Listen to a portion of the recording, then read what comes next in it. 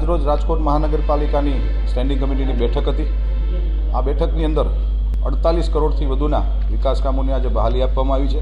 કુલ 63 દરખાસ્તમાંથી 2 દરખાસ્ત એક ward number 5માં school બનાવવાનું કામ હતું, એ 32% જેવું વધુ આવ્યું હતું, એટલે એ થોડું મહાનગરપાલિકાની સ્ટેન્ડિંગ કમિટીની સંકલનમાં યોગ્ય ન જણાતા એ દરખાસ્તને પણ પેન્ડિંગ રાખી છે। અને દરખાસ્ત નંબર 61 હિન્દુસ્તાન પેટ્રોલિયમ પ્રાઇવેટ લિમિટેડને મવડી વિસ્તારની અંદર 60,000 રૂપિયામાં 1100 ચોરસ મીટર જગ્યા 1100 ચોરસ એટલે કે 1500-1600 વાર એપ્રોક્સિમેટલી જગ્યામાં પેટ્રોલ પંપ બનાવવા માટેની એક દરખાસ્ત હતી।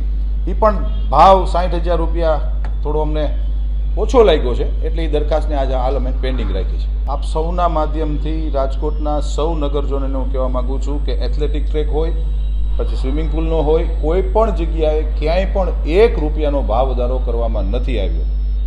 રામવનની અંદર પ્રથમ વખત ટિકિટના દરો નક્કી કર્યા છે, એ નોમિનલ 10 રૂપિયા રાખ્યા છે। દિવ્યાંગો માટે ફ્રી ઓફ રાખવામાં આવ્યું છે। એવી જ રીતે એથ્લેટિક ટ્રેકની અંદર પણ રાષ્ટ્રીય અને આંતરરાષ્ટ્રીય કક્ષાના જે એથ્લેટ છે એના માટે નિઃશુલ્ક પ્રવેશ છે। સ્વિમિંગ પુલની અંદર પણ નેશનલ અને ઇન્ટરનેશનલ સ્વિમર એમના માટે સ્વિમિંગ પુલ નિઃશુલ્ક રહેશે, એને પ્રેક્ટિસ કરવા માટે નિઃશુલ્ક રહેશે।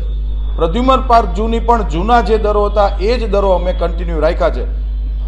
જે વિદેશથી આવતા જે લોકો છે એના માટેના દર 50ની બદલે અમે લોકોએ 100 રૂપિયા કર્યા।